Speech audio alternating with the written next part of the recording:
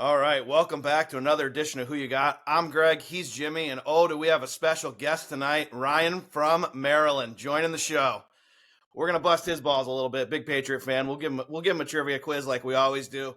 Hey, if you're joining us for the first time, do us a favor, hit that like, subscribe button. And if you're back again for more to hang out with us, we appreciate it and recommend us to a friend. Please follow us on X and Instagram. Jimmy says he's gonna do shit, but he never does. But that's at Who You Got 33.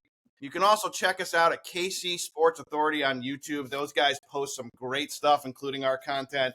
If you're a Chiefs fan, which none of us are, go follow them. They do a great job. I think they do a little Missouri football for Dan, too. All right, Jimmy, we're just going to get this out of the way. Ryan, who's a Patriot guy, Bill Belichick just got his ass kicked in on Monday. What the fuck happened there? I didn't see the game.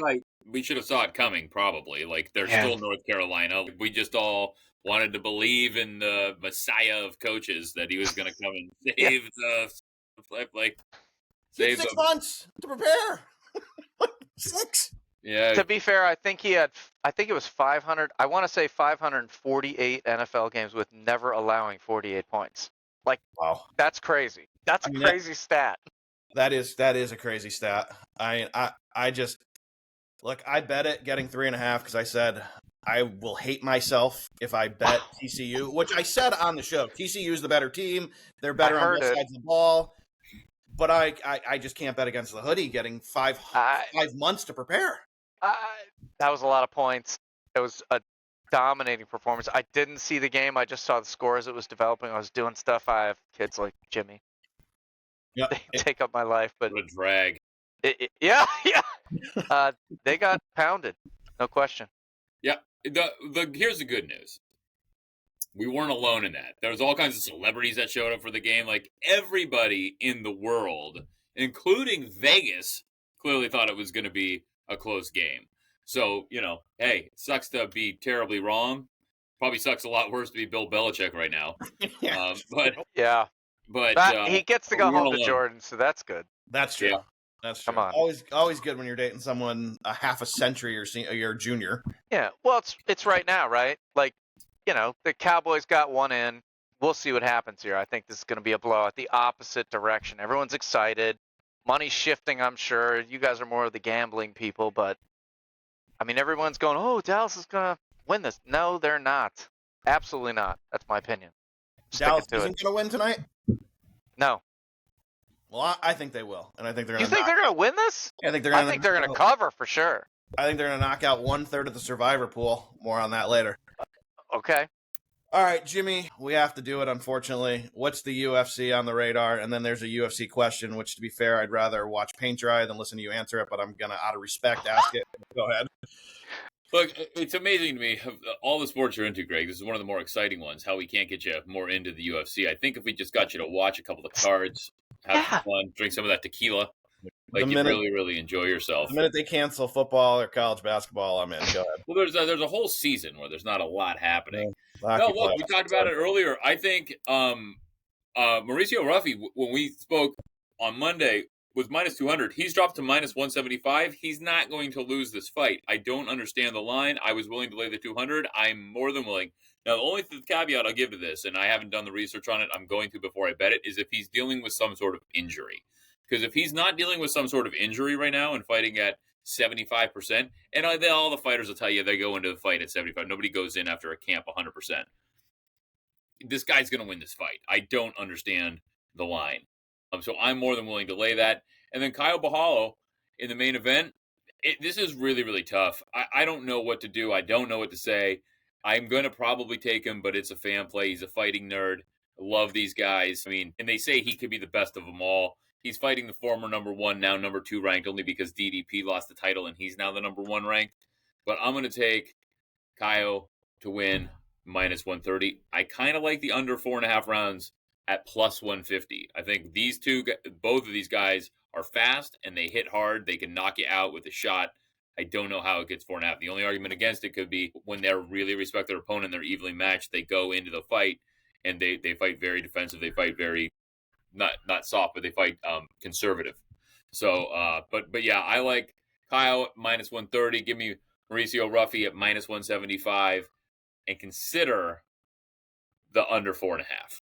Okay, and that's our place for this week. That's our place. Yeah, I don't love anything else. I think Paul Craig's going to get beat, but I'm not going to lay 355 on that. And I hope he doesn't, actually. I hope he pulls the upset. Patricio Pitbull's fighting. It's the only other thing I'll talk about, and then we'll move on.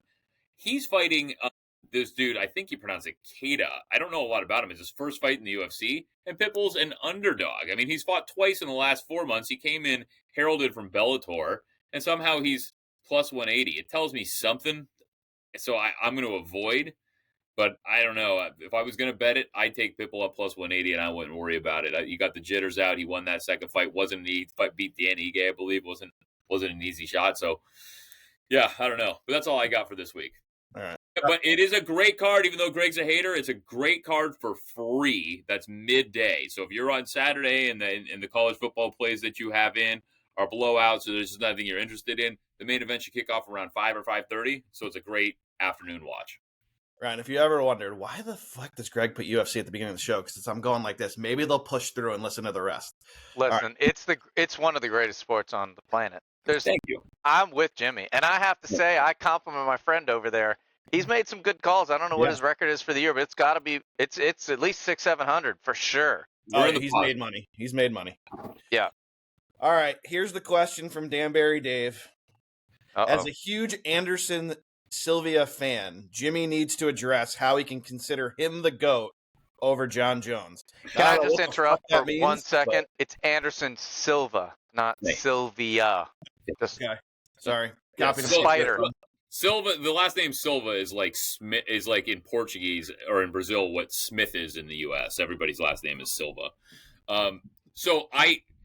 Yes, he's not wrong. John Jones probably could be considered the GOAT. He only has one loss. It was a DQ to Matt Hamill for a legal elbow, which would have now in this day and age actually be legal. It was a 12-6 elbow. I remember watching that fight live. His only loss. I get it. Anderson Silva is the closest thing to Bruce Lee we've ever saw fight. It was unbelievable when he was in his prime. He made people look absolutely stupid. He made champions look like they had no business being in the ring. And that's why. Anderson fought way, way, way too late into his career. He had the Muhammad Ali effect where he was still fighting in his 40s and he was losing fights. And John Jones doesn't look like he's going to get to that, right? So, but that is why. Look, Danbury Dave, you want to make an argument for John Jones? You're not going to get a lot of pushback from me. His record is his record. He's very well proven. Anderson Silva looked like the Matrix when he was in his prime. Okay, good. I used to watch back then. 100%. Jimmy is accurate on all of that. Anderson Silva just made great competitors look stupid and and hit them in ways you couldn't imagine they could be hit. It was very weird. But John Jones is very good too. Did the same thing at a bigger weight. There's no question. So it's just a matter of going. If you really want to get into the weeds, you could like compare fight versus fight, but they're roughly comparable. I would give the edge to Silva like he did. Yeah, and I will say that I agree with what Ryan said. The thing that I would say about Anderson Silva, like you said, when you watch him fight, and he made these people look absolutely slow, is Anderson was lanky. He wasn't jack, and John Jones is too. I mean, like I said, it's not taking anything away from him. But Anderson didn't look like he could hurt you. People would get in the ring with him, and he'd hit him with a straight right or a straight left, and it almost looked like they were shocked how hard they got hit. Like, they were stunned. I watched him finish people, and, like, they stopped that fight early. Like, the guy wasn't hurt. And you watch it in replay, and the guy's eyes are rolling back, and he can't move because he just hit him with such a clean straight right. These weren't wind-up shots. This wasn't the Chuck Liddell overhand straight right? This was, like, just these, like, tactical, like, crack. They were slick. I think slick's the best word. They they came from directions you just couldn't. You could. It was unbelievable. Do you remember when he kicked Vitor Belfort in the face? It was like the second or third round. They're just standing there, and then he just goes whack. Just throws a front kick and knocks him out. I don't, but Belfort's a monster, like you said. He's beaten champions badly and making them look stupid. Kick to the face, like it was unbelievable. Right. So anyway, that's why. But Dan, I love John Jones too, so I'm not gonna battle you on it. It's Missouri Danbury Dave. Danbury Dave. Sorry. Danbury Dave. Miller Lite for the win. Couple of G's. Keep drinking. You got great reviews when you're drinking, so keep drinking. Hey. Danbury Dave forgives you. All right, Jimmy. There it is. There it is. Sidecar, you know what I mean? Yeah. Keep it going. Gotcha. Jimmy, we gotta get a little Mets update from you. We thought we put everyone in the rearview mirror, and now here come the freaking Giants. I know, 9-1 in their last 10. Yeah. I was looking at it today, and the God. Assuming the Giants aren't going to stay that hot, the Mets, if the Mets play the Reds, right? They took 2 out of 3 against Detroit. Senga needs to go down to the minors and get bent. Manaea, I don't know. I don't think he's going to catch fire. They just called another kid up from the minors today. That's 3 people they've called up to the minor leagues from mid-August on, which is insane. Nolan McLean is 4-0. He's their best pitcher on the team. Like, what, we should have called him up earlier. But it would be wild if they took 3 pitchers that have less than 8 weeks of pro experience into the playoffs in the rotation. But the Giants, I'm not going to sit here and pretend I know a lot about them because I didn't spend a ton of time looking into them. Other than the fact that they got Devers, I don't have anything because I didn't think they were an issue, and I don't follow baseball, specifically West Coast, enough. I follow the Mets very closely and kind of and who they're playing at the time or who in their competition with. So, yeah, what the hell is going on with the Giants? Yeah, I think our problem here for your Mets is you got 3 with Cincinnati, who's fighting. Then you got 4 with Philly, who's going to want to just put you to bed. Then you got Texas, who's fighting for a wild card. Then you get San Diego, who's fighting to make sure they lock something up. You got a rough stretch till September 19th, and you finally get a little reprieve with Washington. Then you go to the Cubs, who knows if they're going to be trying to lock something up. I agree. I said that, I don't know, a week and a half ago. So we need to go 5-2. I ended up going 4-3 in that series. The only thing the Mets have going for them, if I want to be a glass half full fan, or Angels, they seem to win the games against tough teams, and then they go 1-3 in the series against the Marlins.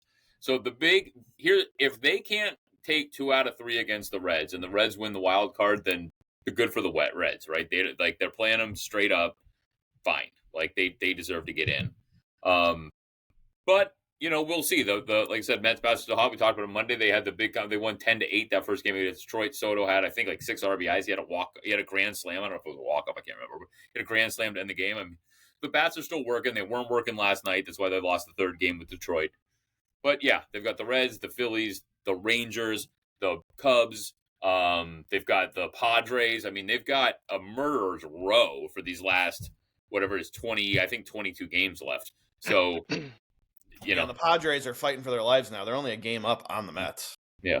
They've lost 4 in a row. So it's going to be an interesting ride home here. If the Giants stay hot, they could sneak in. It looks like the Rangers could get by the Mariners, which we talked about in the last show, because the Rangers were playing good ball, but the run differential, plus 90 to plus 11, I think the Rangers are going to catch the Mariners. I just do. They could. Hey, I would bet the Rangers right now to get in the playoffs. Yeah, I mean they're playing good baseball. San Diego Padres. What's the fun fact about them? Anybody? About the name? You hit it in the Bay? I don't know. No, it's the only professional sports team completely in Spanish. San Diego Padres. Fun, useless fact. The only American. Only American, of course. Yeah. Except professional sports teams, there's plenty of soccer teams that would say, "Hey." Yeah. Touche, sir. Touche. We're all here to correct each other. What we do on this show really well is mispronounce things, give wrong. I believe they call it football overseas. We said the game tomorrow was in Mexico City 17 times. It's in Brazil. Yeah, it's in Sao Paulo. 100% in Sao Paulo. That's what we do here. Yeah. All right. Let's jump to college football. Jimmy, first game I want to talk about, Iowa State, Iowa. I love Iowa State here at home. They impressed me against Kansas State over in Ireland. I think their defense will come to play. I think the offense can move the ball, even on a good Iowa defense. This rivalry game is always good. It's always the second full week of the season, 3rd week for Iowa State this year because they played in that week 0. I think Iowa State defends the home turf. Yeah, I agree. And, I mean, I think minus 3.5 is a gift. I mean, not what I like to be 2.5, obviously. But I think at home. So you'd like to give less then? Yeah. I mean, look, I'm just saying it'd be heavier.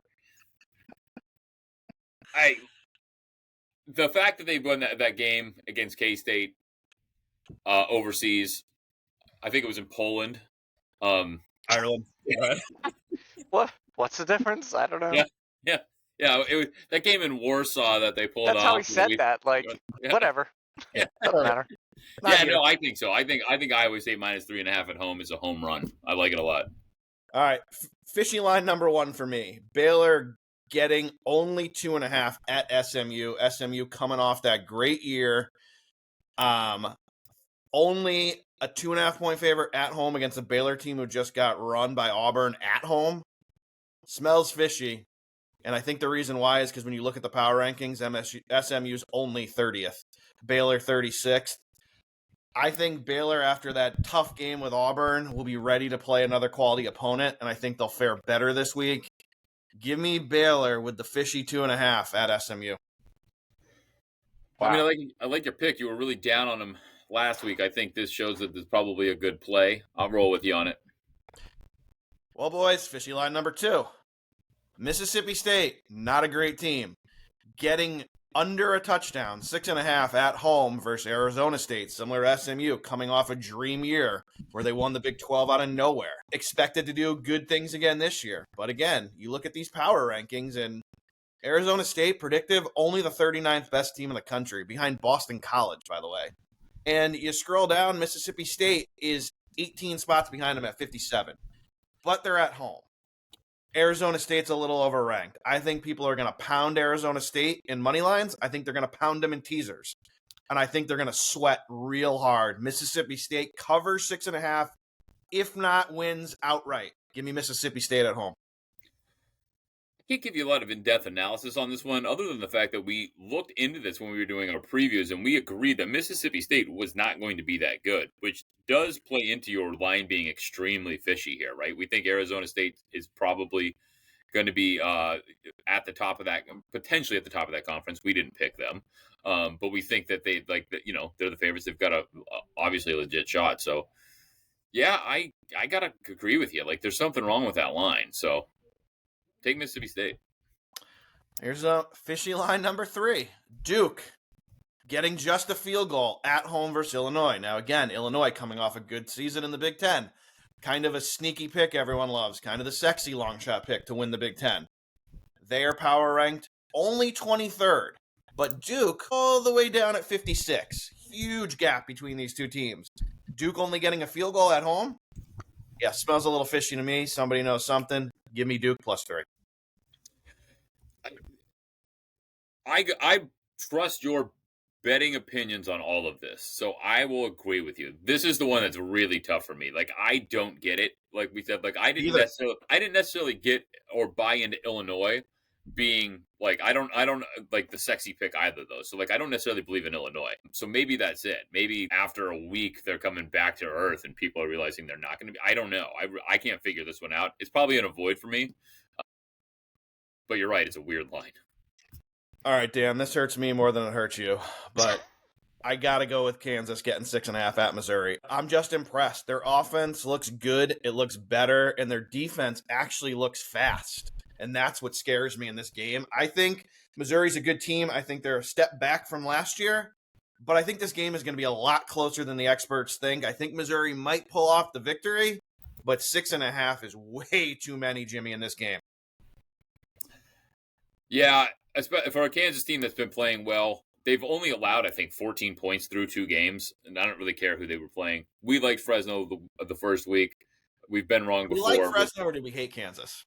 I think we hated Kansas. You're right. And it's really tough for me to like it. And I will tell you, if Kansas loses the bet this week, fucking hate them more.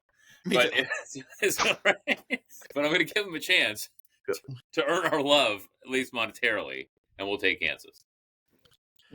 All right. I'm just going to throw it to you. Give us the Michigan-Oklahoma breakdown. Look, I'm not going to get way in depth on this one, but here's the deal. Michigan, and we talked about Michigan when we did the Big Ten breakdown. When we looked at this game, we thought this was going to be a pick-em, maybe a point, right?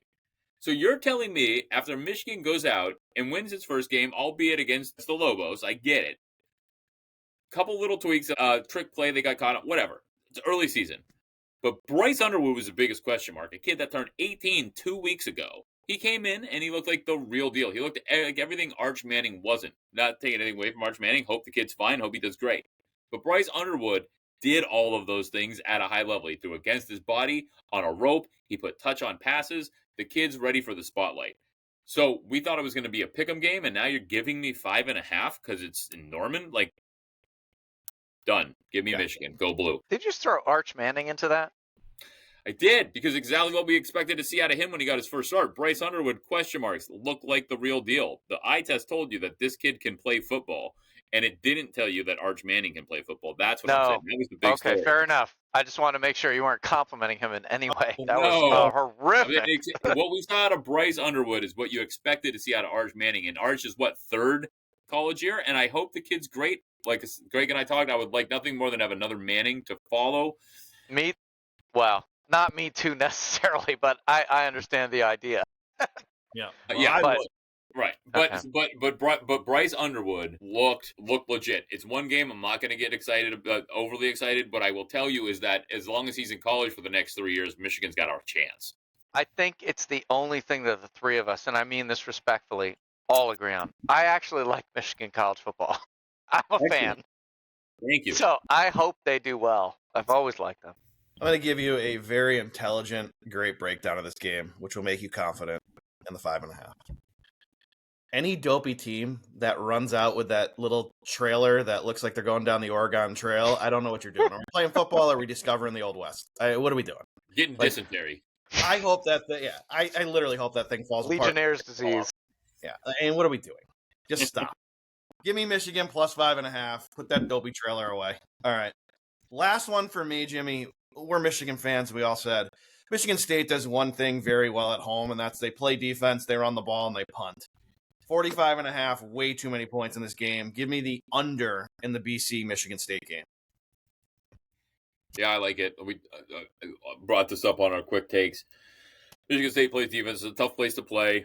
I like early season unders. I think 45.5 is too many. Neither of these teams are outrageously talented on offense. I think the under is a winner. All right, let's move to some fantasy football. Now, I said it already.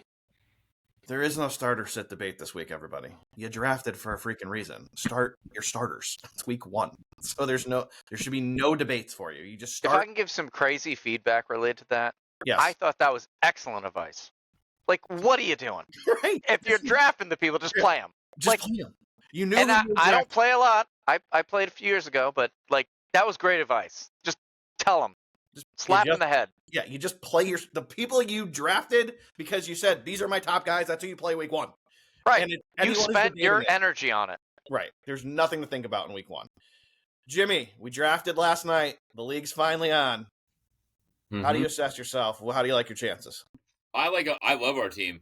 If I was to give us like the roll of the dice we took, but it's something that I talked about, was I took veterans that were really good and I took enough of them that I think somebody is going to break through instead of somebody we know has never been good and never will be good, right? So the only two ways you can do that later in the draft is take a rookie or someone that's a second or third string that you think you can make it, or someone that, hey, has been really good and is still a number 1. So I feel great about our starters. We're a little weak at tight end, but otherwise I love our starting lineup. And our bench is a conglomerate of some older players, but again, they're still starters on their team, so they're not backups. So I feel pretty good about it. How do you feel about your team? I think you know. Like I tried to keep my mouth shut as much as I could last night, but there's no question in my mind, and I hope they all listen to this. I won the draft. It wasn't even close. I mean, thank you all. The fact that you let me get Jamar Chase to pair him with Nico Collins and Ladd McConkey, I mean, just write me the check. I mean, what are we doing? Your league overvalues quarterbacks. It's literally unbelievable. Mahomes and Herbert will not be that far behind whatever dope drafted Allen and whoever 1-2. I've never seen anything like it. My receivers will outscore any quarterback combination out there, so it won't matter. Listen, if I could let it go, if I can jump in for just a second, Jimmy said he's very weak at tight end, which is a great. There's such a launch off for that. So many jokes. So we have two tight. We have. What is he doing? Wrong. Yeah, why would you say that? Yeah. Right. You can just go right into that, Ryan, and just have at it. I did, and I don't want to. It's too weak. Yeah. It's always marked explicit content. Say whatever you need to. Jesus. Yeah, whatever you need to do. No, look, I feel we had the same theory. We had 2 keeper quarterbacks that were down the board. We didn't draft the third one because we were confident that we had a quarterback in round 13 and round 16 that were, as far as like wins over replacement, weren't worth taking somebody high, right, in high rounds. And I feel great about it. I've got Justin Jefferson. We got him at 8. Yeah, great pick. Yeah, he was a great pick. Is he okay? I've heard things about his health. He's fine. He's fine. We got Justin Jefferson. Thank you. Justin Jefferson, A.J. Brown, Devontae Adams, Calvin Ridley as our 3 starters in our flex. I think it's a home run. Seems good. Yeah. Ryan, you ready for this? Are you ready for this? Go ahead. Patrick Mahomes is the quarterback. Not bad. I'm not going to complain. For Jimmy? For me. Oh, for you. Okay. Here's the receiving core. Jamar Chase, wide receiver 1. Yeah. Nico Collins, wide receiver 4. Ladd McConkey, wide receiver 10. They somehow, I already had A-Chain, let me back him up with James Conner and James Cook. Oh. Out of the backfield.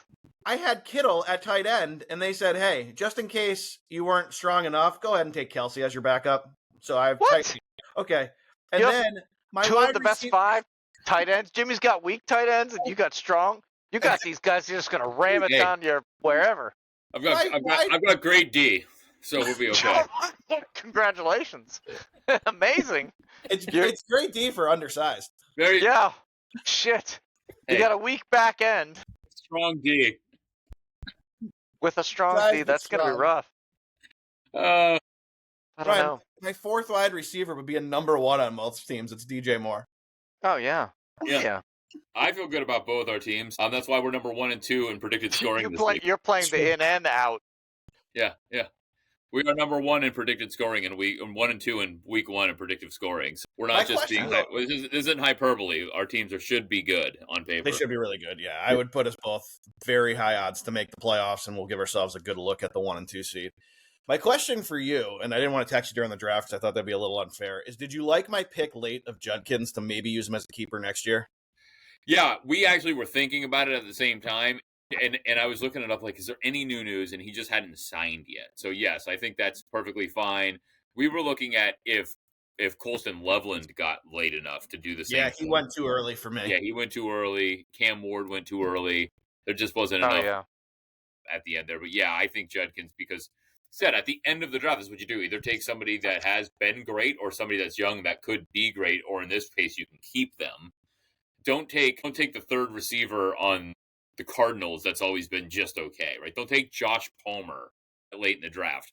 We know who he is. He showed us. He has good games over the course. Like, he's the most unreliable. Like, he's unreliable. He just has flashes where he gets hot. So don't take somebody like that late in the draft because you're never. If you have to use him, you're screwed anyway, right? Take a shot late in the draft. And I feel good about it. We got Keenan Allen really late, and he did. That was a good pick too. Yeah, he's back in LA.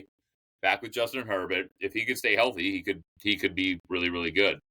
So I know I feel good. We've got an old bench, but if a couple of them pick it up, I got Aaron Jones, who I talked about openly on the show. I was pegging late in the rounds. I'm like, I don't get it. He's still their number 1 there. They're gonna run the ball. He's like a receiver. Jimmy, right? You got him because everyone else was worried about getting a 15th quarterback. Yeah. No, you're not wrong. And we only took a second.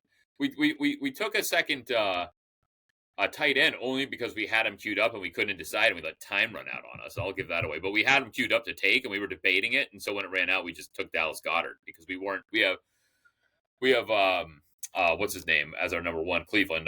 We just talked about. Yeah, you have Njoku. Yeah, we have Njoku as our number 1, and I like him as long as Flacco's the quarterback because Flacco loves throwing him the ball. But if he goes out, we needed a good backup, so we had him kind of locked in there. But yeah, I feel good about it. I'm excited. I can't wait. Football's on in the background. We're drinking whiskey. What's wrong with? Yeah, everything's right in the world. Except for this, I'm out of this. Go get more, Ryan. This is a true story. Last night during the draft, I literally had to check the scoring system because I was like, maybe Jimmy lied. There's no way this is a PPR league. And I looked and I said, oh my God, it really is. I can't believe they let me do this. Mm-hmm. Like, these guys are world class. I was surprised with what you just said. It is. All right, you want to get a refill or are you going to stick it out here, Ryan? No, I'm good. Yeah. All right, because it's time for you to shine. Here's how this works. Oh, boy. I'm going to ask you 5 Patriots trivia questions. You get 3 out of, like Howard, you're a Howard guy. You get 3 out of 5 right. You win a piece of the parlay we're going to put together for us. All right? Whatever. The Patriots moved and changed their name in 1971. What city were they home to prior? Oh, I don't have a clue of that. Never heard that one. And sorry, I should have made that dramatic, but I have no idea. Can I guess? Phone a friend? Yeah, you can use one lifeline. Jimmy, give him a lifeline. Is it Boston? Is it? Want to lock in? I'm going to lock in. Hey, why is this not working?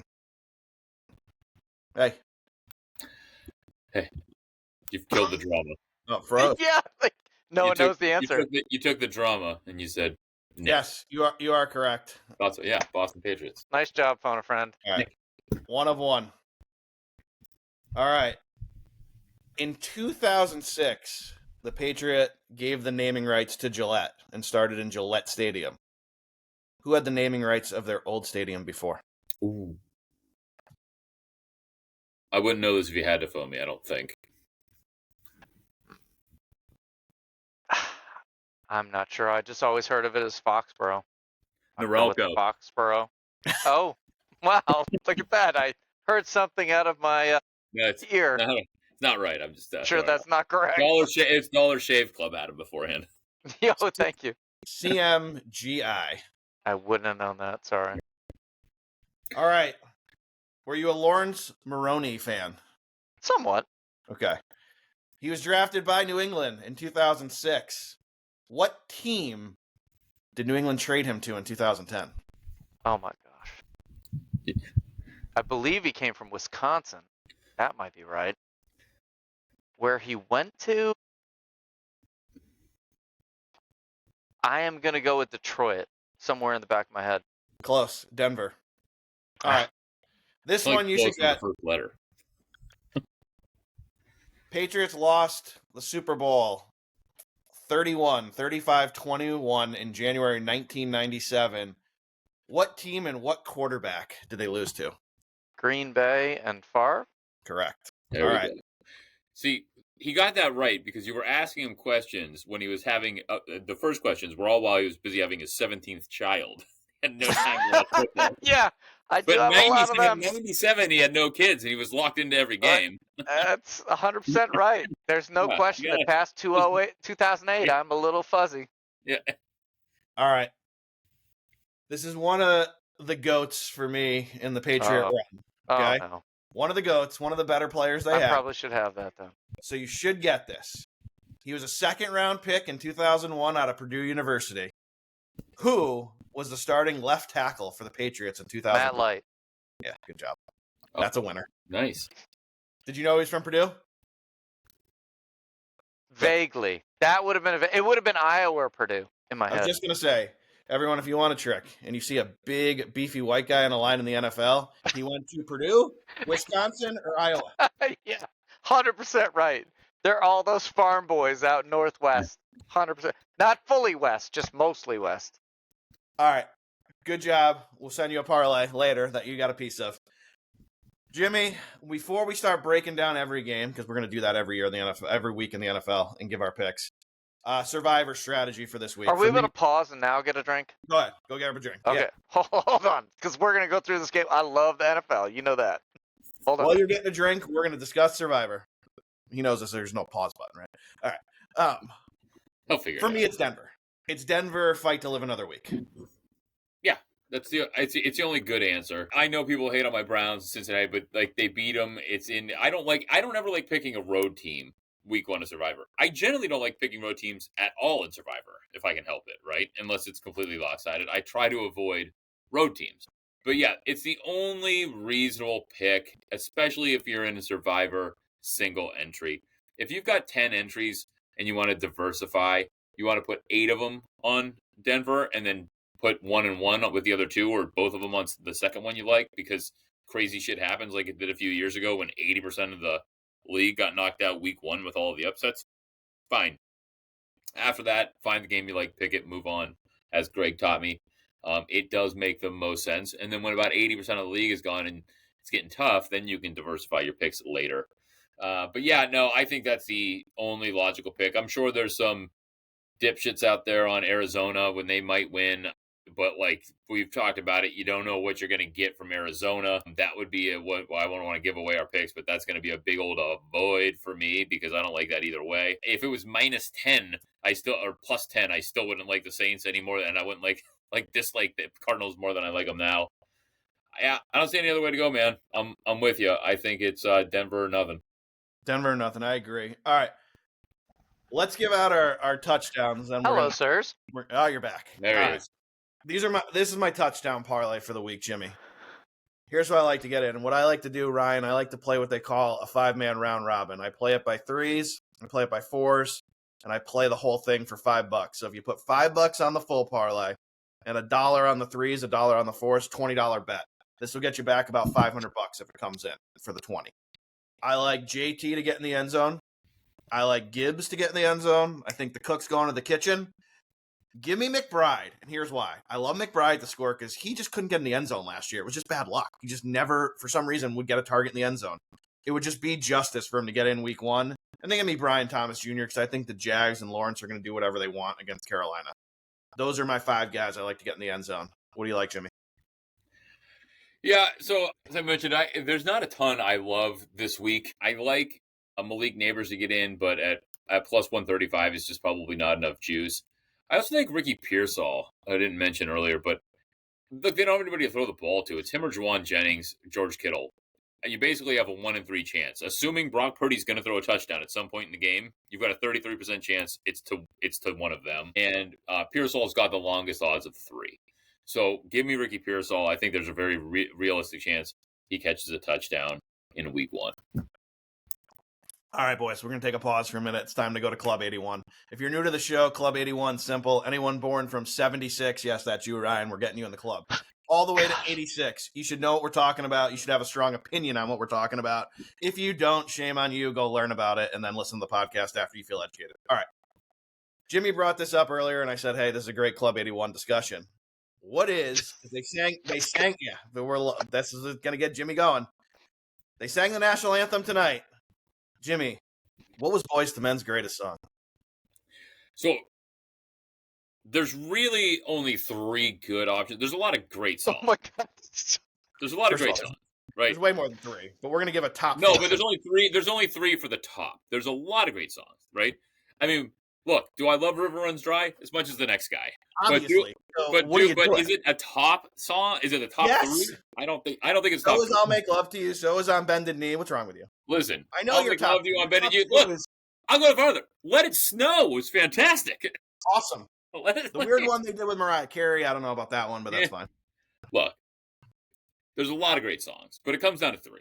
And I'll give you the 3, then I'll give you my pick. The top 3 are clearly Motown Philly, their first hit. Obviously. Number 2, It's So Hard to Say Goodbye to Yesterday, same album. And number 3, End of the Road, which I think most would say is the best song ever. I could still remember the solo he does at the end, and I could do it if I could sing the whole way through. 8th grade dance, dancing like this, don't know what I'm doing. 7th grade maybe, love it. But I said it earlier, and I'm going to stick to it.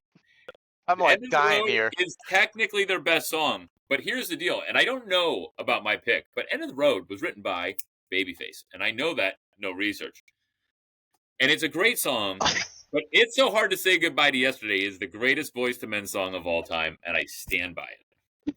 There are no Boyz II Men songs, people. Let's be real. They were popular, but you are no. That's what I'm saying. I was included at the wrong. It's the wrong segment. You got to go to 78 or 79. I'm 76. Boyz II Men was not a band. They were not fun. Nobody enjoyed their songs. There was a few dance moves. Nobody. You guys. What do you talking? I love their songs. It defines like Boyz II Men, Tupac, the Fab Five. This was all happening in our life. Tupac's fine. I got no problem with those guys. No, Boyz II Men, no good. Wow. Sorry. It's very disappointing. I'm not gonna lie. Not trying to drop a bomb on this, but like the 81 Club, you can keep me out of the Boyz II Men fanboy club. I'm good with that.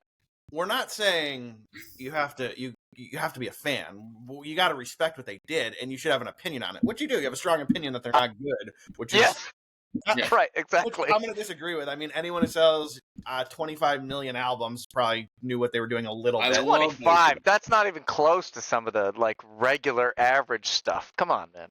I'm sorry to be the contrarian. If you put this out to the people, please send me hate mail. It's fine. Not me personally. Send it to them, but send it to us. Yeah, send it to us. There's no way. Yeah, there's no way. Boys to Men was he's a little older than us. He was more of a Donnie Wahlberg, New Kids on the Block kind of guy. No, they were about the same time actually, but thank you very much. NSYNC too. But like those guys were below that None of group. them were anywhere near the same time. To be fair, yeah, I'm with Ryan. New Kids on the Block destroys Boys to Men. I ain't even close. You fucking Bostonian pricks. You can give me a little step by step over any of the Boys to Men singles. That's what I'm saying. And I'm not an NKOT, whatever it was. I don't know. New Kids on the Block, NKOTB. Yeah, that's right. I was close. I forgot the B. Back B. Because they sang the national anthem, tried to bring it full circle. But if I had to pick, Jimmy, I don't even know where you're going with. It's hard to say goodbye. Did they break up with you a lot? Were you singing that sad in the bedroom? Look, it was the first ballad. It's a cappella. It's so good. It's so good. It's so good. This guy. Which one of the 3 sevens in Erie broke up with you? Hey, all of them. There was 6.8. He was rounding up to 7. Yeah. No, they were Erie 7s. But tell him the story. You had one girl that you referred to by name. Who was the only one. Was that the 9? What was that? Oh no, that might have been someone else. Yeah, that's. I think I heard that story before. Not to be fun. One of our late nights in a hotel room, I believe I heard that story. Things go weird. I'll go end of the road. All right, because it's the end of this conversation, so we're gonna go to end of the road. That's our Boys to Men take. Here's the actual question we got, and I'm going to clean it up a little bit for the person who wrote it, because don't write sentences. You know who you are. All right. The question is this. If you had to pick one of these 2 albums, meaning you could never listen to the other one again, what would it be? Are you ready, Jimmy? I'm ready. Nirvana, Nevermind, or Metallica, The Black Album? And I could which one would I never listen to again? You could only pick one of those 2 albums. The other one would not exist. So this is really tough. And here's why. Yeah, no shit. No, but here's why it's tough for me. If you're just asking what I'd rather listen to, I have the answer. If you're asking what I think is more important to music, I think it's a different answer. So I would rather keep Metallica because I love the Black Album.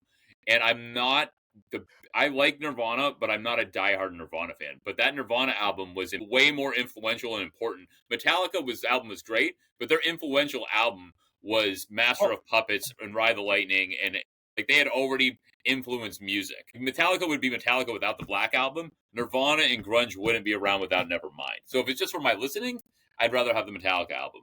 But if it's for music in general, Nirvana. I'm going to push back on you a little bit on that take. The Black Album was kind of Metallica's first crossover to mainstream where they'd actually get play on real radio. Enter Sandman hit the mainstream pretty hard. No, it 100% did, but it didn't influence. Nothing else matters. But it wasn't. That's why I say I'd rather listen. I just said I'd rather listen to that album. I love that album, and I knew the other album before that. But it wasn't in the same stratosphere as far as what it did for other music as Nevermind. Metallica already did that. Metallica inspired bands with Kill 'Em All and Master of Puppets and Ride the Lightning. They already did it. This was their last album. This was Nirvana. Bleach had been out before that. Not a lot of people knew it. Nevermind was so influential over that whole thing we went through in the 90s that it was the more influential of the album. But the better album, I would rather have the Metallica Black Album. Because again, I like Nirvana, but I don't love, outside of Smells Like Teen Spirit, which we were sick of at one point, when you go back and listen to it, you're like, this was a fucking killer song. Like, this was a killer song. Yeah, they played it every other minute on MTV. Like, literally every minute. I know. That's why we all grew sick of it. But yeah, and again, so that's what I would say. I think Nevermind is way more important of an album, but I would rather listen to the Black Album. Ryan, would you believe one is ranked 235th all time and one is ranked 6th? And which one do you think is which? I think Nirvana's 6. You're correct. Yeah, I think it's the importance of it. I mean, that guy had such an importance. The music is fantastic. I mean, I remember getting that song. It was like 1989 or something like that, and it was some tape, like an audio cassette, sent to me from someone I went to camp with, and that was one of the songs. Well, I forget which song it was, but I was like, oh my God, that is amazing. And then went and bought the album, and life goes on from there. And then, of course, he killed himself, which helps, like everybody knowing about it. But at the same point, the music was really up there with Pearl Jam. I mean, those are the two bands to me at that time that were like grunging out with good quality music and almost a different set of fans. Yeah. You still had the Deadheads, and Fish was in the same group as those two actually. That was a big deal too. Who hates this album? Nevermind, Bret Michaels, because it literally killed the hair bands. It was this was the end of the hair bands and begin the grunge. I listened to your list because I've argued for a long time, and I'm really obviously really into music, but I think Appetite for Destruction is the last great rock and roll album. If you listen to Slash's riffs, it wasn't really metal. They were really rock and roll style riffs on it. And it's like, to me, it was like, yeah, sure, in the videos they looked like they were hair metal, but they never really were stylistically. Guns N' Roses? They weren't stylistic. I would never call them hair metal. I know, but look at the first video. No, but they'd be in the same class. Yeah, he's 100% right. And they were like exiting. Like, Appetite for Destruction came out at the end of hair metal, and they transitioned into just being badasses and cool, right? But they were the ultimate rock stars, and Appetite for Destruction is as close to a perfect rock album as you can get, and I think it's the last great rock album. I think you could take Use Your Illusions 1 and 2 and make it one great album. That's too long, but yes, it was a fabulous, the amount of work in that was amazing. A double album. They could have Get in the Ring and fucking booted it to a B-side. Well, November Rain was what, 10 minutes long, 9:47.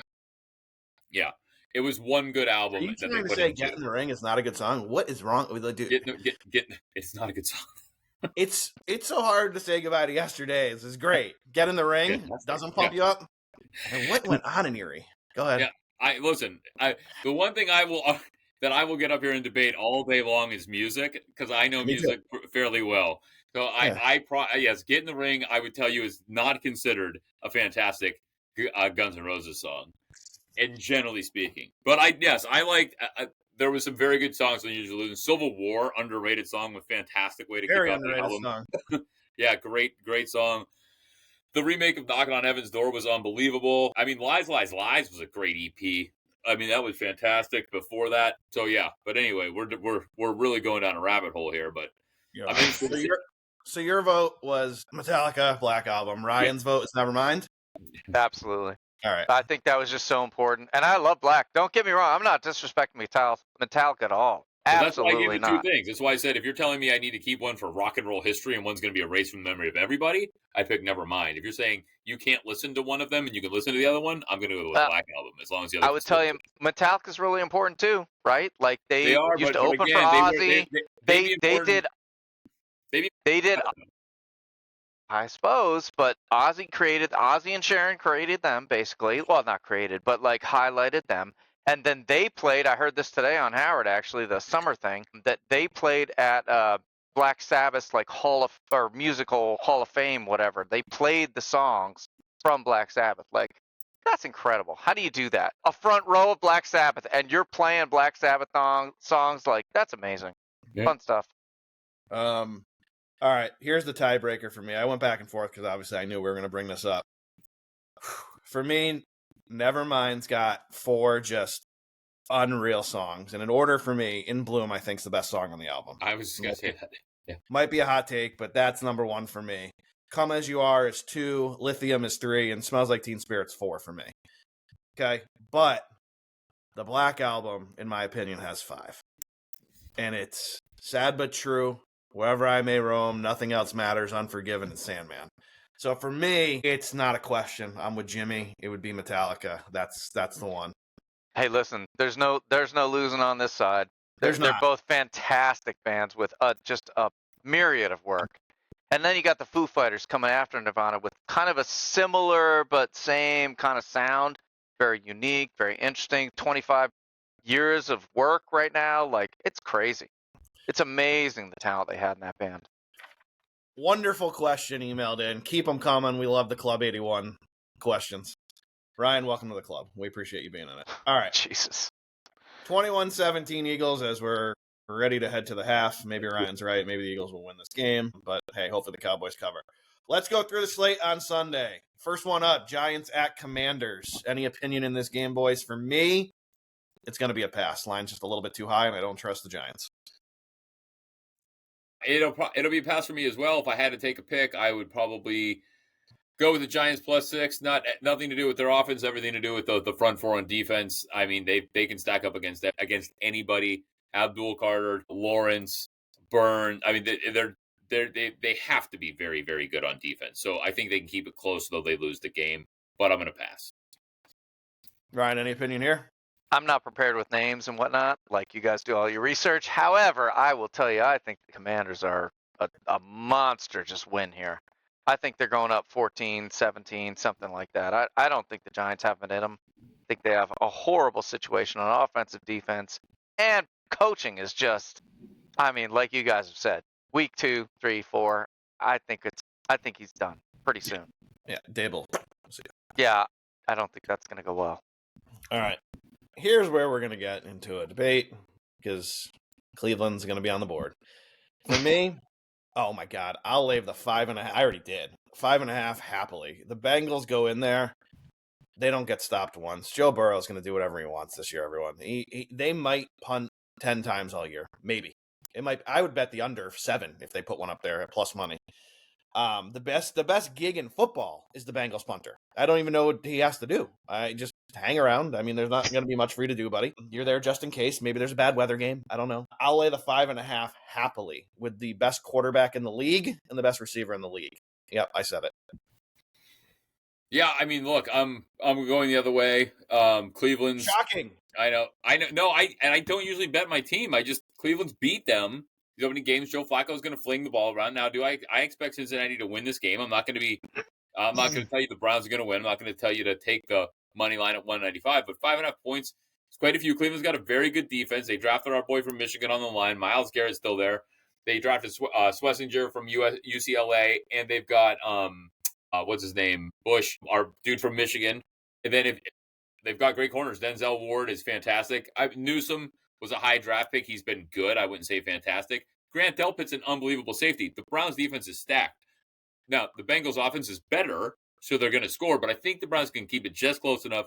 Flacco's going to fling the ball around, and they're going to score enough points to make it a game. So Bengals win, Browns cover 5.5.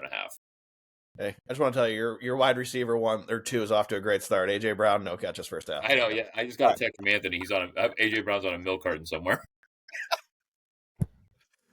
Mamma mia. Based on everything I've heard, there's absolutely no way Cleveland covers this game. There's just no way. It's just impossible. And I hate to ride that bandwagon. I know the Bengals have been bad the last few years.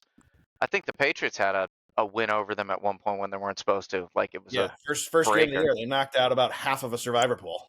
Yeah, I mean, there's no way with the group they have now that the Browns have any hope. Sorry, buddy. Here's the deal. If the Joe Burrow wins MVP, you're correct. If the Browns win the game, which I'm not saying they will, I said don't take the money line. I said take the points. You might open one of those bottles behind you, or I opened the one last time you heard. They're all open, all of them are open. I'm not really with you. Look, I'm not really with you when we do the show, but I get what you're saying. Go ahead.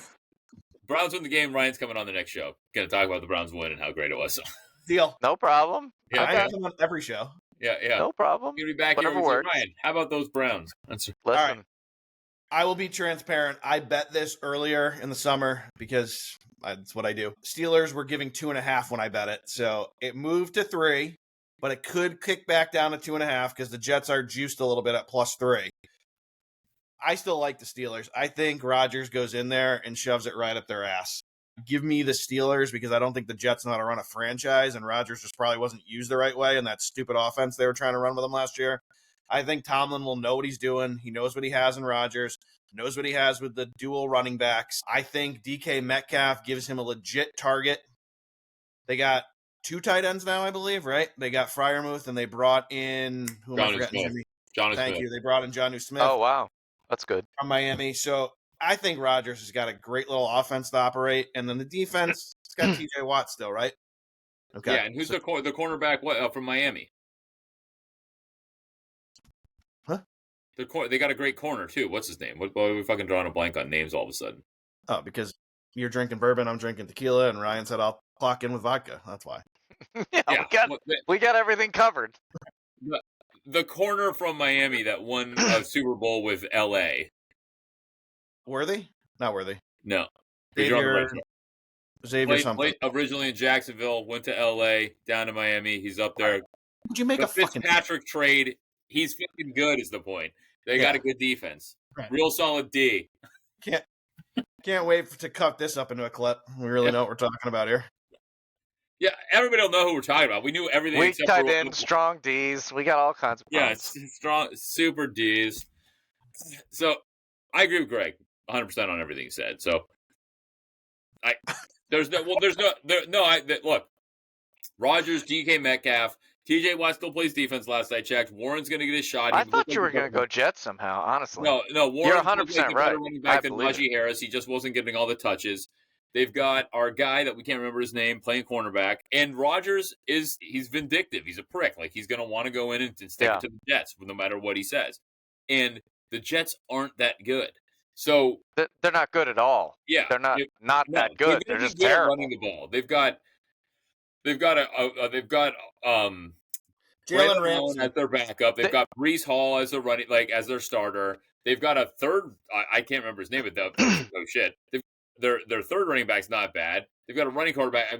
Justin Fields can. So they're going to be able to run the ball. So if Pittsburgh can stop the run, they're going to beat them by 21. Not to be blunt, the Jets haven't had a team in 10 years at least.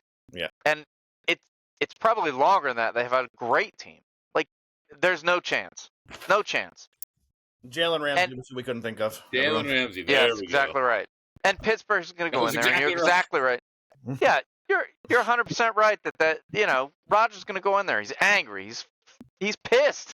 He's going to be like, hey, man, I got hurt last year. Fuck you. I'm 43 or something. Well, I think he's 43. I think that's right. Close enough. 21-20 at the half, boys. All right. That's good for us with the 8.5, by the way. All right. Cards and Saints. I'm going to pass on this because it's a road game, but if I was betting someone here, guess who it wouldn't be? That would be the Saints. I don't know how they are going to be competitive this year. They don't have a quarterback. I don't know how you win in this league without a quarterback. Spencer Rattler, man. He's great. No. Yeah, this is a void for sure. He won 4 games at South Carolina. I don't know how he's in the league, but it's fine. Go ahead. You go to South Carolina? I thought he went to Cincinnati. Spencer Rattler? Wasn't he South Carolina? I think it was Cincinnati. I could be wrong. I usually are, but go ahead. Give your take. That's true. No, it's an avoid. I mean, if it was anybody else, you just don't know. Arizona's either going to lose this game in an upset or beat them by 35. So better take whichever way you want. They're the most Arizona's the most talented, unpredictable team over the last 4 years. Injury prone. Yeah, you never know what you're going to get. So it's just a big old avoid. In shocking news, he never sniffed Cincinnati. He played for South Carolina. No, you're right. All right. Who was the kid that played for Cincinnati that got drafted? Travis Kelce? No, not Travis. That was a good one. Zing. Let me look. Jason Kelce? Jay Kells? No. Not your boy. Oh, I'm going to find out right now. Cincinnati quarterback. All right. Jimmy's Bucks and the Fighting Mayfields at the Falcons. For me, I think this is a terrible spot for the Bucks. A great spot for the Falcons. Week 1 at home. Again, I think the Bucks win the division, but I think they're going to start 0-1. I think the Falcons get them at home. Bijan Robinson gets in the end zone at least once. And I think Penix Jr. will have a good game, and we'll actually see Drake London be a factor this year. I agree with you because I don't on both guys. I think they're going to win the division. They seem to lose games that they should win. That's why it's always a race to the end of the season. The last couple of years they've made the playoffs, but the way they play, the numbers they put up, it doesn't feel like that should be the case. So these are the type of games they unfortunately lose and on the road. I'm going to avoid, though, because I do think that Tampa's the better team and they should win. And this could be the time they break out and prove that theory wrong. They drafted the kid from Ohio State, Abuka, I believe is his name. So they've got another receiver, even though Godwin's hurt. They've got him. They've got Mike Evans. They've got tight end. They've got Bucky Irving, who everybody seems to love. And I actually like the coach. I think he got a raw deal with the Jets. So he didn't do a great job coaching the Jets. Yeah, nobody else has either in 40 years. So, I think I think Tampa should win this, but I'm going to avoid. Have you figured it out yet? Because I know who you're thinking of. I have not. Who is it? Desmond Ritter, the Riddler, that you're trying to come up with. Oh, the Riddler, yeah. So, okay. All right. Spencer Rattler, Desmond Ritter. Yeah, same thing. Both shitty quarterbacks. I don't know. How dare you? How dare you? Ryan, any opinion in the Falcons game? Yeah, I'm with Jimmy. I'm just an avoid. I'm worried about Bijan. I'm worried about the Tampa being better. Like, I just don't know where to go. It's a coin flip, so stay out of it. All right, from one coin flip to maybe another, and I'm going to ride the home team again and another running back that I love. I'm taking JT and the Colts, -1.5. Danny Dimes will do his thing. Give me them to beat the Dolphins at home because they are a sneaky good home team every year. Yeah, they weren't as bad as people thought they were last year. I think they were 8-9. Like they were kind of in it to the very end. Like 8-9 year. Yeah, they're not a terrible team. Problem is Miami. This is another void for me. And I'm picky in week 1, especially because Miami can look like world beaters at times. They went to Buffalo and barely lost in the middle of winter. They played a great game. You just don't know what Miami you're going to get when they're firing on all cylinders. And Tua's throwing in rhythm. Jalen Waddle and Tyreek Hill are good. And we talked about A-Chain. It's fantastic. Like they're a really, really good team. So because it's the unknown, it's week 1, I like to avoid things that I don't know or can't put my finger on, and so I'm going to avoid. But I don't blame Greg because, yeah, Indianapolis isn't as bad as they were made out to be. They're not a bad overall team. I also don't like Danny Dimes, so I'm out on that. I like when he fell down running in the end zone, got tackled by air, but that's just me. Go ahead, Ryan. Yeah, I'm going to avoid on Miami, but, I mean, I like the whole game I don't want to do, but at the same time, Miami's getting horrible reviews everywhere, and I'm a JT believer. Like, no question about it. That guy's a monster. I think he's coming back. I think he's got a chip on his shoulder, and I think he's going to run for 1,700 yards. That's my opinion. I'm with you. I'm with you, and I think a lot of people forget he had a good season last year. He averaged almost 20 fantasy points a game when he played. He just missed a few games. Yep. Jimmy, anything to add there? You good? Yeah, I'm good. Say my piece about this. All right. It's Ryan's time to shine. Sell us on why the Patriots given 2.5 is the bet. Because Jimmy's going to come over the top of the Raiders in a second here. Listen, I'm a homer. I don't know what to tell you. We're coming back. It's happening. We got a new culture. We'll see. We made a lot of moves in the offseason. We added some pieces. We removed some pieces that didn't need to be there. I'm not going to get into specifics. I just think we're going to have probably I hate to say 10.5, 11-game season. I think that's bold, but I think we're going to be more than 500. Jimmy, who's winning this game? The Raiders. That would be the Raiders. I would take.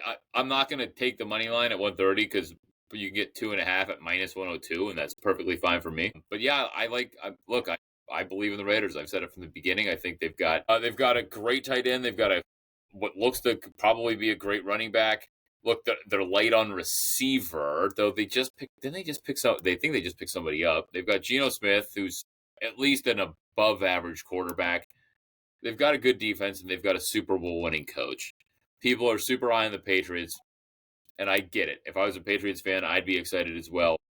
To be fair, just to be fair, they're not high on them. They're just excited that we're not going through the same shit we've gone through for the last 3 years. For sure. Because we went from where we were to like just mismanagement, really, somewhere. And I'm not trying to place blame on one person, but it was bad. It's been rough. Hey, I'm a Cleveland Browns fan. Were you guys mismanaged for a couple of years? You feel bad about yourself? No. You got at least 40 years on me, bro. I believe that's a whole ownership problem. Been hard on you. Yes, they have. They very much have. Yeah, sorry, asking 7 championships. Yeah, Carlos got divorced. You go, I'm a goddamn orphan. I don't want to hear it. I get that. Totally get it.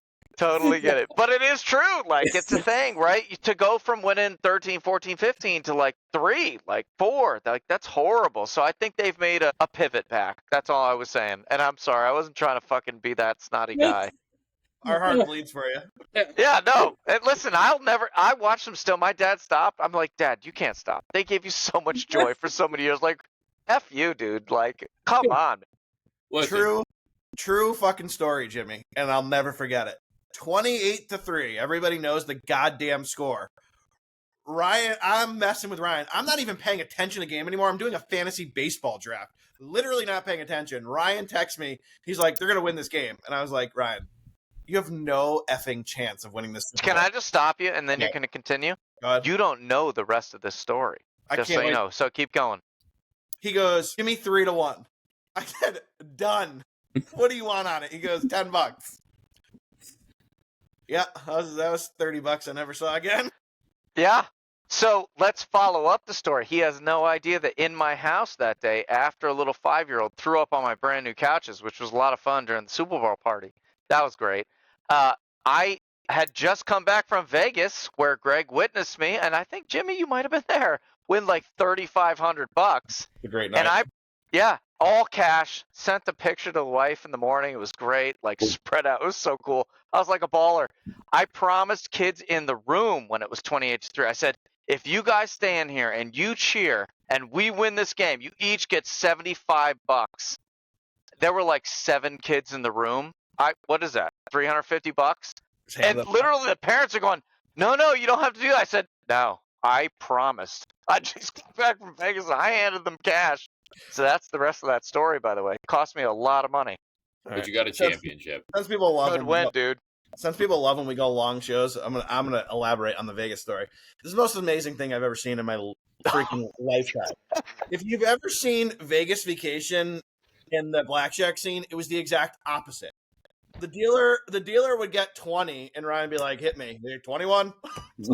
I've never seen anything like it. He'd get 8 and he'd be like, I'm standing. And the dealer would flip over 16 and be like, bust. I've literally never seen anything like it. He was probably winning hands at a 95% clip. People were coming over and giving him massages. They're like, sir, do you need anything? Do you want to go to No. By the way, I was playing by myself, which Greg personally put his hand on my shoulder and said, hey, you shouldn't do this. And I said, no, I'm good, bro. Turn back around. And then Mike Jackman went and got me a pizza. Yep, I shouldn't have said his name. Went and got me a pizza. I'm like, I'm hungry. He's like, you want some food? Here's $100. Go get me some pizza. Don't worry, get everybody some pizza. Oh, good. Hey, Mike. Oh my God, it was the greatest time ever. And meanwhile, there were these women dancing like right in front of us with music blaring in our faces. Is that Paris? Yeah. And there were like 8 people, 10 people behind me at any given time. Oh, it was the greatest. I think I had 8 massages that night. Oh, it was unreal. 8 15-minute massages. I just kept going like, keep going. It's fine. You beat Deshaun's record in one night. But my favorite story from that trip is when Ryan and I were hammered at 12:30. We ate like $160 worth of sushi, and we walked out. I said, "You want to get a slice?" And we went over and got pizza. Across the hall. Now we don't want to say any names, but you also may know somebody that we went to get pizza with that went backwards out of a bar stool at one point. Yeah, completely backwards. First names is fine. Eric in Vegas. There we go. Vegas. Way to go, baby. That was year 1, dude. He went. That was in. He went a long way down. We were at Giordano's. We sure shit were. We were at the end of the bar eating, and Sassman's whole stool just went. Oh, I should have said that. And I don't mean a little bit. I mean like that kind of thing. It was bad. Here's what I learned in Vegas last year, Ryan. Eric from Vegas has a good throwing arm because he was beyond pissed the toiletries were not right in his hotel room. So he whipped them one by one at Jimmy's head. No, remember how pissed he was because they didn't exist? So he called and they said, like, to spite us, they sent us up a sack of toiletries. We had 45 shampoos. That's because we kept calling, bitching about it. All right, we'll get back on track. That's how so many got thrown because they finally showed up. And he That's right. They showed up with a sack like Santa. All right, Las Vegas. Does anyone remember the picture under my ironing board? Anyone remember that? I remember that. I was there. I mean, you called me. Did I show you that? Yeah. Yes. Yeah. Yep, sure did. We actually referenced it because they were staying at the old Bally's. Yeah. Someone brought that up at my job like a week and a half ago. Like, what could be in a hotel room? I'm like, well, let me tell you something. Here's what could be in your hotel room. Yeah, Mo Murda could be in a hotel room. Yeah. It's bad. All right, so we're going to end the Vegas discussion with this. I know what you're all thinking. All right, Ryan got lucky one time. Who cares? Well, no. A year later, he backed it up at a craps table. Never played before in his life. All about this. Yeah. So, Unbelievable. We hand him the dice. I got to stretch you. He rolls for a half hour without crapping out, hits just about every point you can hit. People are coming up to him. They're tipping me $1,000. Yeah, they're tipping him going, you just paid for my vacation. Yeah. It's the most unbelievable thing. Those two women, they were like, oh my God, we were so down. You just covered us up. Oh my God, thank you. And then they gave me like $500. It was unbelievable. He literally rolled for, it might have been 45 minutes without crapping. I think it was 47 if I remember correctly. Not to be funny, but I think it was something like that. That was a good night. We both walked off that table up a big amount. I will tell you something. That was a hard morning. Yeah, I know. We're already in the morning. That was a rough morning. Like, Vegas takes years off your life. I'll bring it full circle. Vegas, 2.5. You're gonna have a lot of editing to do, bro. I love it. Normally I just take these and post them, and that's what I'll do. I'll put clips, but this is just getting posted full because the fans who actually listen to the podcast love it. So, all right, we'll move on to the games that actually are competitive, and we'll just hit those ones. Who do you got? Lions, Packers. Jimmy? Lions are, like I know Micah Parsons might not even play in this game. Like, what are we doing? What are we talking about? Give me the Lions. 2.5 points. They were the way better team last year.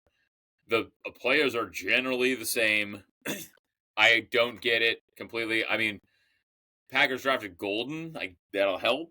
But the Detroit's defense was like a hospital emergency room.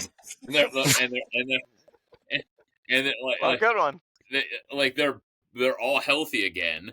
So yeah, if you're gonna give me the Lions and points, I'm going to take them. Yeah, me too. Again, I said it before. I said it on our Quick Pick show earlier. You're going to give me the best team in the NFC getting points week 1? Yeah, no problem. Give me the Lions. Idiocy. Yeah. There's no question. All right, Jimmy. Dan Campbell and your wife fall off a boat. You can only save one.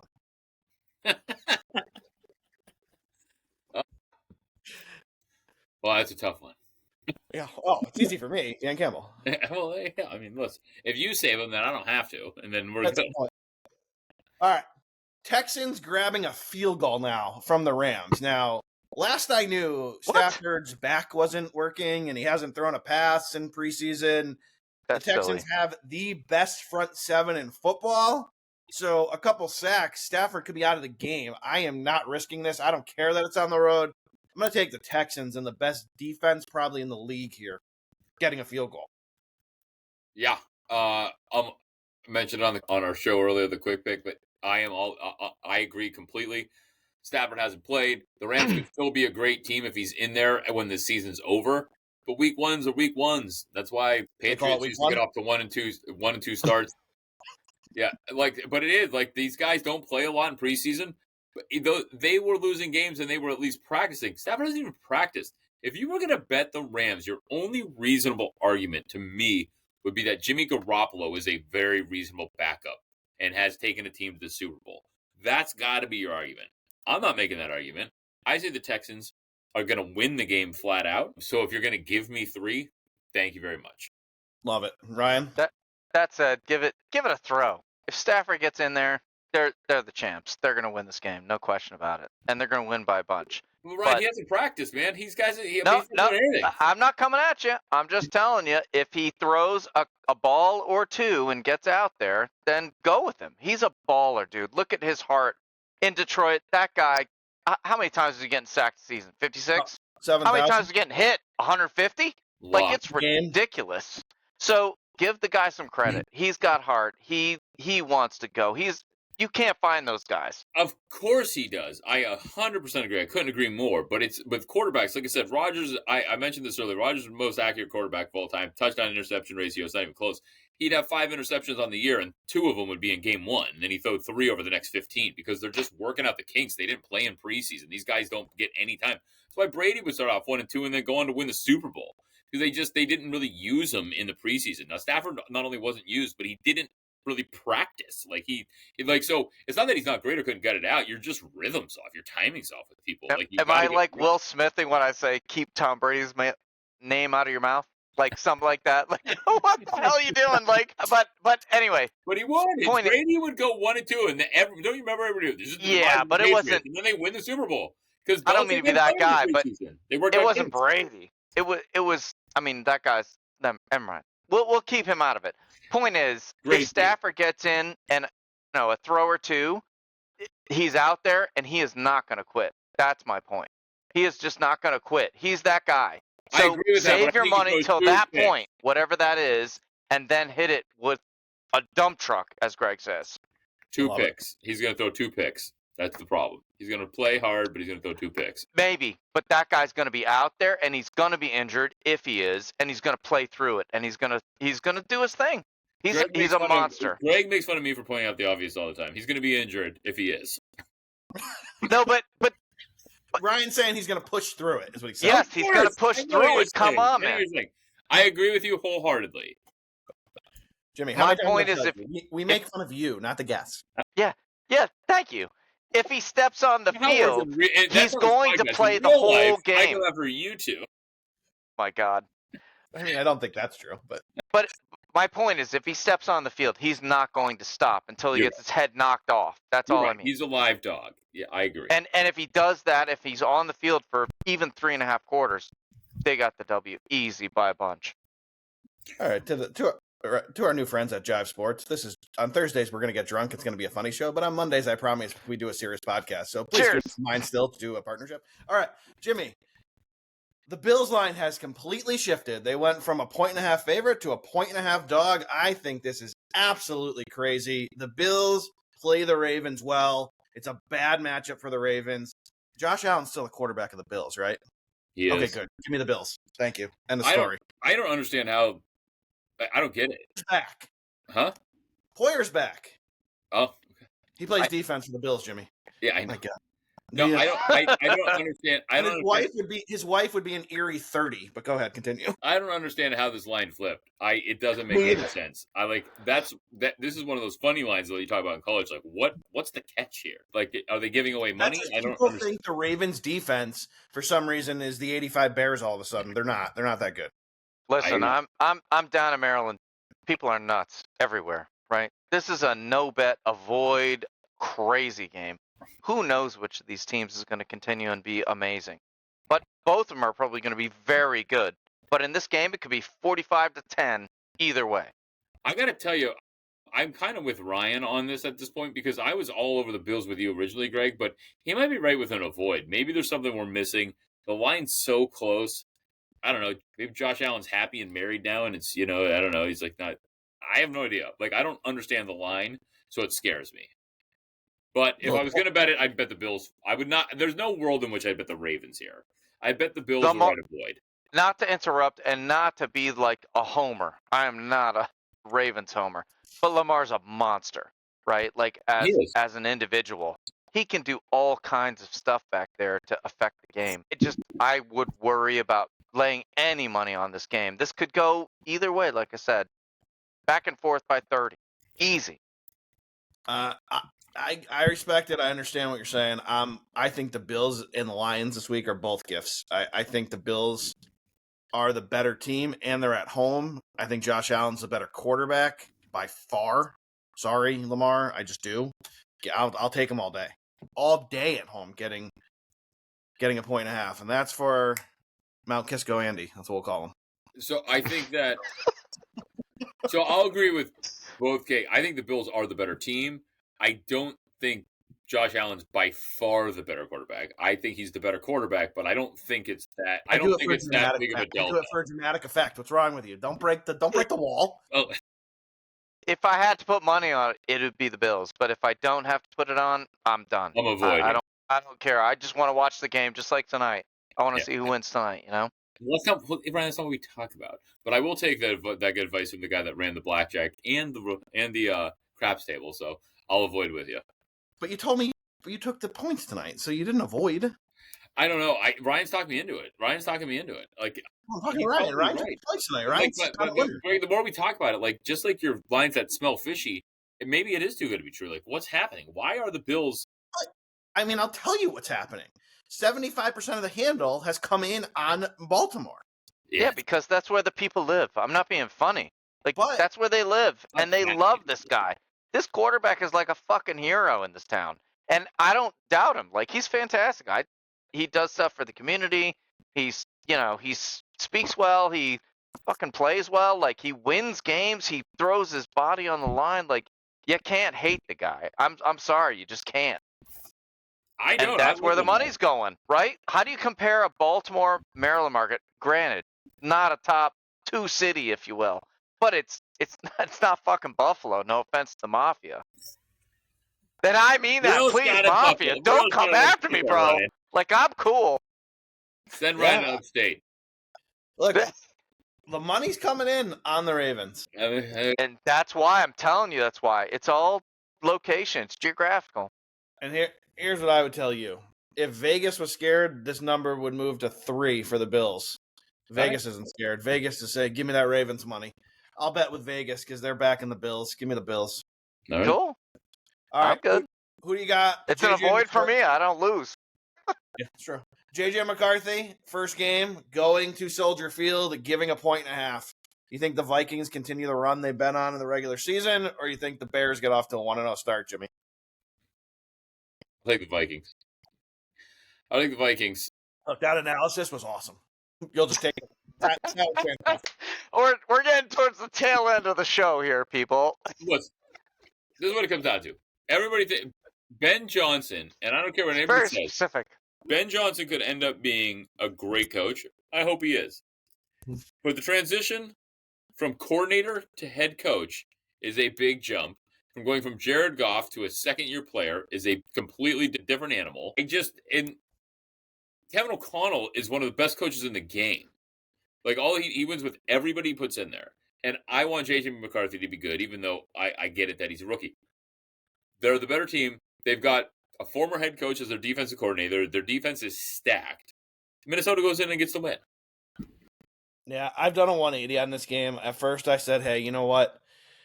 This line's a little fishy. Maybe you got to take the Bears at home. Maybe they are improved. But I'm kind of with Jimmy here. I think JJ will do enough. I think he knows how to manage a game. I think the offense for Minnesota is better, and the defense is light years better. So game 1 of the year, I think I'm going to go with the better defense. And just the quarterback I trust more. I just do, even though it's his first game. Give me JJ. Yep. JJ for the win. I agree. If I had to add, I would say that, I mean, there's just no way at this point. I love the Bears. Like, I was watching the Bears in '85 and, around that time, and it was fun. But Minnesota's just the better org at this point. And without getting into details, it doesn't matter. They're going to win. Period. Minnesota. All right, you heard it here. Thank you for listening. Again, if you like the show, follow us and hit that subscribe button. And please, if you haven't yet, everyone, you're listening on Spotify or iTunes, subscribe to the YouTube channel. You're missing out. Who you got? 35,000 views, Ryan, and counting. So come have some fun with us. I say this every show. I don't know why, but follow us on X and Instagram. Jimmy claims he's going to post stuff. It's at Who You Got 33. He's going to do it eventually. It's going to be fun when he does. Follow our friends at KC Sports Authority on their YouTube channel. If you haven't checked it out, go see us over there. Listen to their takes on the Chiefs. They'll make you some money on the local teams. And as always, please keep sending your comments, your questions, bust our balls, throw us at whoyougot33@gmail.com. Ryan, any final words for the people? No, man, have fun. I'm excited. I love watching this game right now. Philly's up by 4 with 6:43 to go. It's great. I don't love either of these teams. I don't hate either of them. It's just competitive football. Love it. We're back. Yeah, Let's go. There's 6 minutes and 21 seconds here where we have good internet and cable television. So you're a little behind, Ryan. I'll update you. I don't claim to be perfect down here, okay? We're 8 seconds off, Mr. New Jersey, okay? Go easy, bro. Jesus. By the way, when I saw Ryan last time, we went to this restaurant. This place was the tits. Like, I want to come back there and just drink with Ryan. We had good food. The atmosphere was great. I want to go sit in that. I want to show up at that bar on noon on a Sunday and leave somewhere around midnight and maybe later. Yeah, let's do it. Let's do that all day. Yeah, it was fantastic. Were those your final words? Because this is how I close the show out, and you know you kept going to another segment. Listen, look, they love you on bourbon, so I think they'll be okay with it. So go ahead. If you don't have a good time, it's fine, Greg. You just let Ryan and I chat it up. You can come down and join us. Any final words? Say goodbye to your fans. Go Browns. All right, good luck, everybody. If we're going to cash some tickets, don't bet the Browns. And remember, it's never under. Ryan, until? It's over.